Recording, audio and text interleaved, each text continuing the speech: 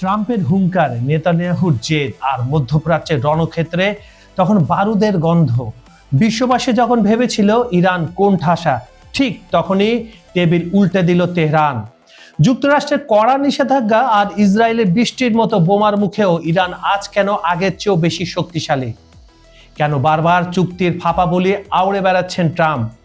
আজকের খবর সংযোগে আমরা উন্মোচন করব ভূ রাজনীতির সেই ভয়ঙ্কর সব সত্য যা এড়িয়ে যাচ্ছে পশ্চিমা গণমাধ্যম। গত কয়েকদিন ধরে মধ্যপ্রাচ্যের আকাশ সীমায় যে যুদ্ধ বিমানগুলো গর্জে উঠেছে তা শুধু ইসরায়েল ইরানের লড়াই নয়, এটি একটি নতুন ভূ রাজনৈতিক খেলার টার্নিং পয়েন্ট।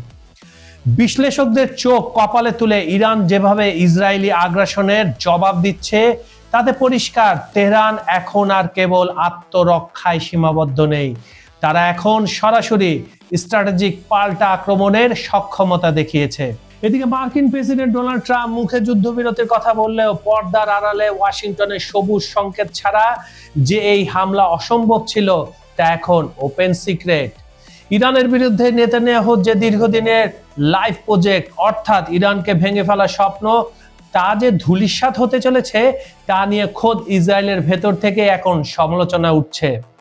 কেন ট্রাম্প গত 2 মাসে 37 বার ইরান চুক্তির মিথ্যা গল্প শুনিয়ে বিশ্ববাসীকে বিভ্রান্ত করছেন? আজকের পুরো আয়োজনে থাকছে এর চুলচেরা বিশ্লেষণ। মধ্যপ্রাচ্যে চলমান উত্তেজনার মধ্যে গত কয়েকদিনে ইরানের ভূখণ্ডে সরাসরি বিমান হামলা চালিয়েছে ইসরায়েল। মার্কিন প্রেসিডেন্ট ডোনাল্ড ট্রাম্পের যুদ্ধবিরতি বজায় রাখার স্পষ্ট নির্দেশ উপেক্ষা করেই বেনিয়ামিন নেতানিয়াহু এই সামরিক পদক্ষেপ নেন। এই ঘটনা তেহরান ও ওয়াশিংটনের মধ্যে সরাসরি সংঘাতের ঝুঁকি বহুগুণ বাড়িয়ে দিয়েছে। তবে ভূ রাজনৈতিক বিশ্লেষকদের মতে এই উত্তেজনার পরও যুক্তরাষ্ট্রের সঙ্গে চলমান কূটনৈতিক দর কষাকষিতে ইরান আগের চেয়ে অনেক বেশি সুবিধাজনক অবস্থানে চলে এসেছে। এই সংকটের মূলে রয়েছে লেবাননের বৈরুতে ইসরায়েলি হামলার জবাবে তেহরানের ক্ষেপণাস্ত্র নিক্ষেপ। এর জের ধরে এপ্রিলের যুদ্ধবিরতি ভঙ্গের পর প্রথমবারের মতো ইরানের অভ্যন্তরে বোমা বর্ষণ করল ইসরায়েল। আর এই সংঘাত বর্তমান মধ্যপ্রাচ্যের ভঙ্গুর যুদ্ধবিরতি ও কূটনৈতিক পরিস্থিতির ভয়াবহতাকে সামনে এনেছে। একই সঙ্গে এটি ট্রাম্পের ইসরায়েল নীতি এবং তেহরানের নতুন রণকৌশলকেও স্পষ্ট করে তুলেছে, যেখানে ইরান এখন লেবাননের প্রতিরোধ যোদ্ধাদের সংকটের সঙ্গে নিজেদের সরাসরি যুদ্ধের ভাগ্যকে জড়িয়ে ফেলার ঝুঁকি নিতেও প্রস্তুত। ট্রাম্পের নিয়ন্ত্রণের সীমাবদ্ধতা এই সংকটে বিশেষভাবে দৃশ্যমান হয়ে উঠেছে। যদিও ট্রাম্প দাবি করেছেন নেতানিয়াহু তার নির্দেশ অমান্য করেনি, তবে বাস্তবে তার প্রভাব যে সীমিত তা স্পষ্ট।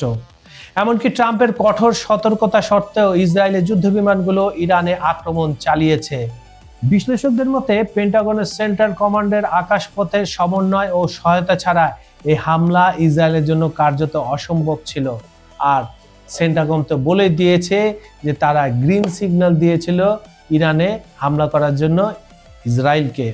অর্থাৎ ট্রাম্পের মুখে থামানোর বার্তা থাকলেও পর্দার অন্তরালে ওয়াশিংটনের অত্যন্ত পরোক্ষ সম্মতি বা হলুদ বাতি এই হামলার পেছনে কাজ করেছে। বর্তমান পরিস্থিতির সবচেয়ে তাৎপর্যপূর্ণ দিক হলো ইরানের কৌশলগত অবস্থানটা।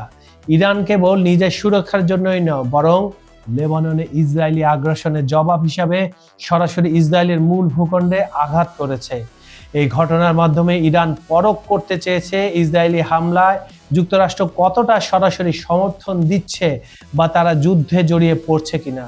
সংঘাত শেষে ট্রাম্প প্রশাসনের আলোচনার উপর পুনরায় গুরুত্ব করার প্রবণতা তেহরানকে আরো সাহসী করে তুলেছে, যা তাদের আলোচনার টেবিলে এক নতুন শক্তি জুগিয়েছে। এদিকে ইরানের প্রেসিডেন্ট মাসুদ পেজেশকিয়ান পরিষ্কার ভাষায় জানিয়ে দিয়েছেন সামরিক প্রতিরোধ সত্ত্বেও তারা আলোচনার টেবিল ত্যাগ করেনি। বর্তমানে মার্কিন নিষেধাজ্ঞার কবলে পড়ে অর্থনৈতিক সংকটে থাকা ইরান আলোচনার টেবিলে মূলত 2টি দাবি জোরালো করতে চায়: নিষেধাজ্ঞা প্রত্যাহার করে আটকে থাকা বিপুল পরিমাণ তেলের আদর্শ পুনরুদ্ধার এবং লেবাননে প্রতিরোধ যোদ্ধাদের উপর ইসরায়েলি হামলা সীমিত করা। ইরান বুঝতে পেরেছে মার্কিন মধ্যবর্তী নির্বাচন এবং হরমুজ প্রণালী বন্ধের কারণে সৃষ্ট তেলের উচ্চ মূল্য ট্রাম্প প্রশাসনকে চাপে রেখেছে। ট্রাম্পের বহুল আকাঙ্ক্ষিত পরমাণু চুক্তিটি বর্তমানে একটি অনিশ্চিত অবস্থায় ঝুলে আছে। ট্রাম্প কোনো নতুন যুদ্ধে ঝুঁকি নিতে অনিচ্ছুক হলেও নিষেধাজ্ঞা তুলে নেওয়া বা অর্থ ছাড়ের বিষয়ে তার অবস্থান কিন্তু এখনো অনড় রয়েছে এবং তিনি বারবার বলছেন নিষেধাজ্ঞা দিয়েই তিনি চাপে রাখবেন ইরানকে। এই দর কষাকষিতে তেহরান এখন বুঝতে পারছে অর্থনৈতিক চাপের বিপরীতে তাদের সামরিক সক্ষমতা প্রদর্শন ওয়াশিংটনকে সমঝোতায় আসতে বাধ্য করতে পারে। যদিও উভয় পক্ষই এখন আলোচনার কথা বলছে, তবে মধ্যপ্রাচ্যের এই অস্থিতিশীল পরিবেশে দীর্ঘস্থায়ী শান্তির পথ এখনো বেশ বন্ধুর।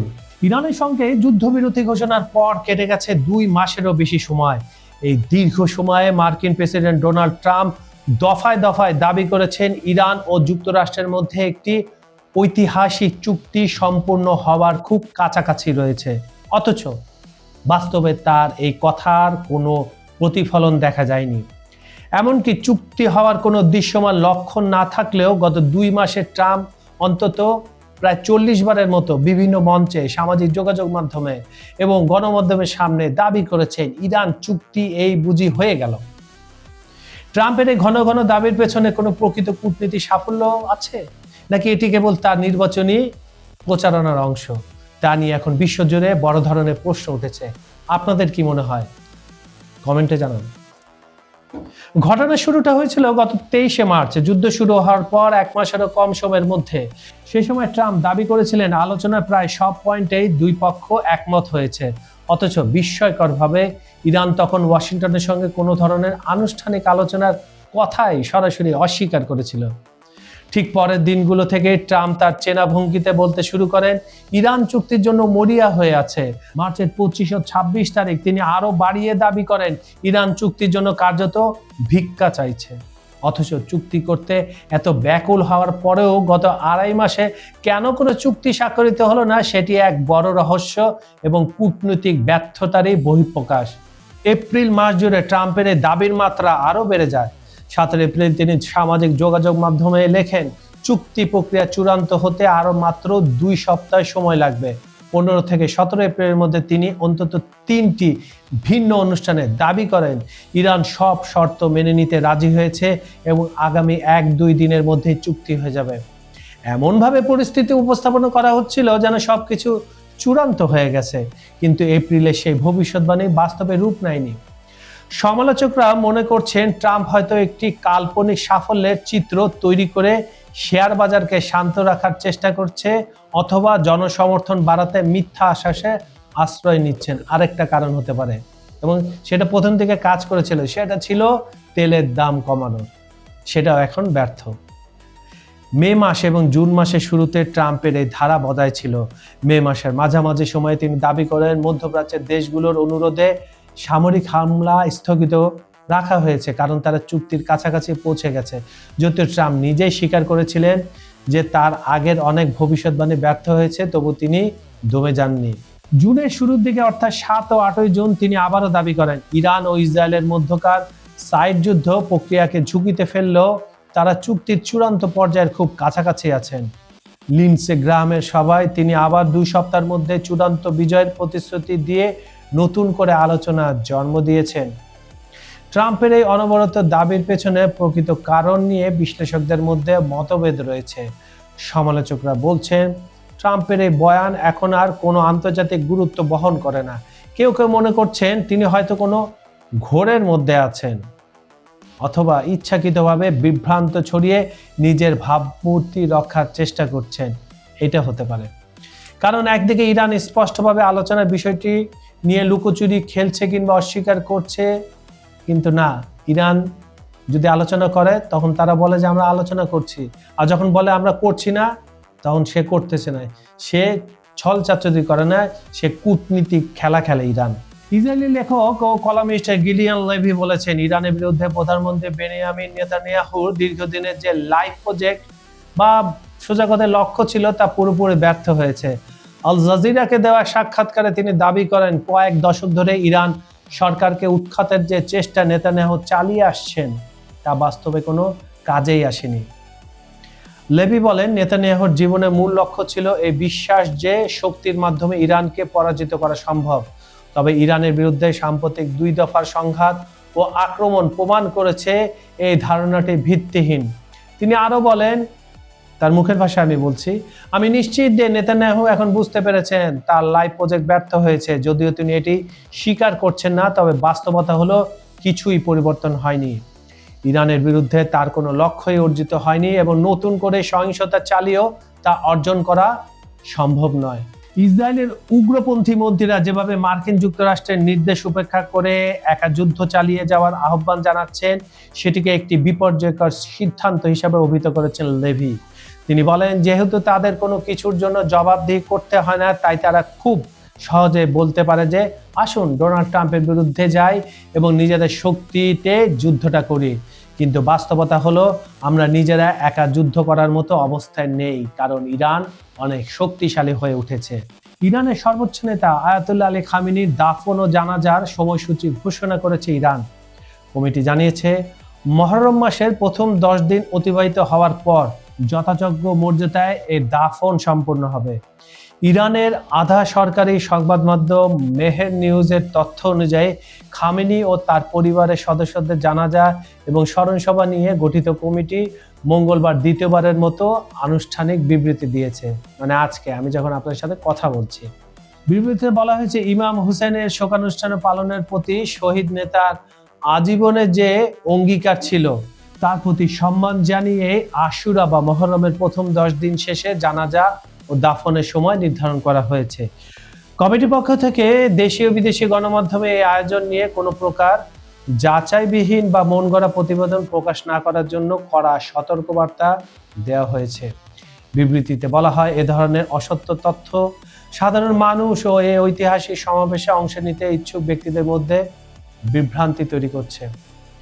আয়োজনের চূড়ান্ত সময়সূচি এবং লজিস্টিক ব্যবস্থাপনার বিস্তারিত তথ্য সংশ্লিষ্ট দপ্তর থেকে পরবর্তীতে আনুষ্ঠানিকভাবে জানানো হয়। গত 28 ফেব্রুয়ারি ইরান ও ইসরায়েলের যৌথ হামলার শিকার হয় ইরান। সেই ঘটনায় ইসলামী বিপ্লবের নেতা আয়াতুল্লাহ আলী খামেনি, বেশ কয়েকজন উচ্চপদস্থ সামরিক কর্মকর্তা ও অনেক বেসামরিক নাগরিক শাহাদাত বরণ করেন। বর্তমানে শোকাহতদের যথাযথ পরিষেবা নিশ্চিত করতে দেশটি কর্তৃপক্ষ ও বিভিন্ন সংগঠন সম্মিলিতভাবে ব্যাপক প্রস্তুতি গ্রহণ করেছে। বন্ধুরা, পরিশেষে বলা যায়, ট্রাম্পের এই বারবার চুক্তি সম্পাদনের ঘোষণা কোনো বাস্তব কূটনৈতিক অগ্রগতির প্রতিফলন নয়, বরং এটি তার নির্বাচনী কৌশলের একটি অংশ মাত্র। অন্তত 37 বারের ব্যর্থ ভবিষ্যৎবাণী এটি প্রমাণ করে এই চুক্তির ব্যাপারে ট্রাম্পের দাবিগুলো নিছকই নির্বাচনী ফাঁকা বলি। বাস্তবে দুই দেশের মধ্যে গভীর অবিশ্বাসের যে দেয়াল রয়েছে তা ট্রাম্পের কথার ফুলঝুরিতে ভেঙে ফেলার কোনো লক্ষণই নেই। যতক্ষণ না পর্যন্ত সুনির্দিষ্ট কোনো দলিল বা আন্তর্জাতিক পর্যবেক্ষকদের নিশ্চয়তা পাওয়া যাচ্ছে, ততক্ষণ পর্যন্ত ট্রাম্পের চুক্তি সম্পন্ন হওয়ার পথে এমন দাবিকে গুরুত্ব সহকারে দেখার কোনো সুযোগই নেই। বন্ধুরা, এতক্ষণ আমরা যা শুনলাম তা হয়তো ভূ রাজনীতির দৃশ্যপট, কিন্তু পর্দার আড়ালে যে খেলা চলছে তা তার চেয়েও অনেক বেশি বিপজ্জনক। ইরান আজ কেবল একটি রাষ্ট্র নয়, ইরান আজ একটি আদর্শিক দাবানল। বিশ্বের বাঘা বাঘা শক্তিধর রাষ্ট্রগুলো যখন তেহরানকে স্তব্ধ করতে চেয়েছিল, ইরান তখন তাদেরই তৈরি করা জালের ভেতর পাল্টা ফাঁদ পেতেছে। মনে রাখবেন, ইতিহাসে প্রতিটি মোড় ঘুরিয়ে দিয়েছে এমন কিছু অসম্ভব ঘটনা যা মানুষ কল্পনাও করেনি। আজকের ইরান সেই অসম্ভবকে বাস্তব রূপ দেওয়ার পথে। ইসরায়েলের আকাশ সীমায় গর্জে ওঠা সেই মিসাইলগুলো কি শুধু জবাব ছিল, নাকি এটি ছিল একটি নতুন সাম্রাজ্যের উত্থানের ঘোষণা? ওয়াশিংটনের ফাইলবন্দি চুক্তি আর তেল আবিবের ব্যর্থ দম্ভ, দুইয়ের মাঝখানে দাঁড়িয়ে তেহরান আজ এমন এক চাল চালছে যা বিশ্ব অর্থনীতি থেকে শুরু করে ভূ রাজনীতির মানচিত্র বদলে দেওয়ার ক্ষমতা রাখে। ডোনাল্ড ট্রাম্পের সেই 37 বারের ব্যর্থ প্রতিশ্রুতি আর নেতানিয়াহু ধূলিসাৎ হওয়া স্বপ্ন, সবই কি কেবল সময়ের অপেক্ষা? পরের এপিসোডে আমরা উন্মোচন করব এমন কিছু চাঞ্চল্যকর তথ্য যা শুনলে আপনার গায়ে রক্ত হিম হয়ে যাবে। ইরান কেন শেষ পর্যন্ত ট্রাম্পের গলার কাটা হয়ে দাঁড়িয়েছে এবং কেন বলা হচ্ছে মধ্যপ্রাচ্যের আকাশ থেকে খুব শীঘ্রই ট্রাম্পের প্রভাব মুছে যেতে চলেছে। সেই রহস্যময় সত্য জানতে চোখ রাখুন খবর সংযোগে। বিশ্বের যে প্রান্ত থেকে দেখছেন, মনে রাখবেন, ইতিহাস আজ আমাদের চোখের সামনে লেখা হচ্ছে। আমাদের সাথে থাকার জন্য ধন্যবাদ। আমি কাজল হায়দার আজকের মতো বিদায় নিচ্ছি। তবে যাওয়ার আগে একটি কথা ভেবে দেখবেন, যিনি শেষ হাসি হাসেন তিনি বিজয়ী। ইরান কি সেই হাসির অপেক্ষায়? সাবস্ক্রাইব করে বেল আইকনটি চেপে রাখুন, কারণ পরবর্তী ভিডিওতে আমরা যা নিয়ে আসছি তা দেখার জন্য বিশ্ব মিডিয়া অপেক্ষা করে আছে। ভালো থাকুন, চোখ রাখুন আগামীর খবরের দিকে। আল্লাহ হাফেজ।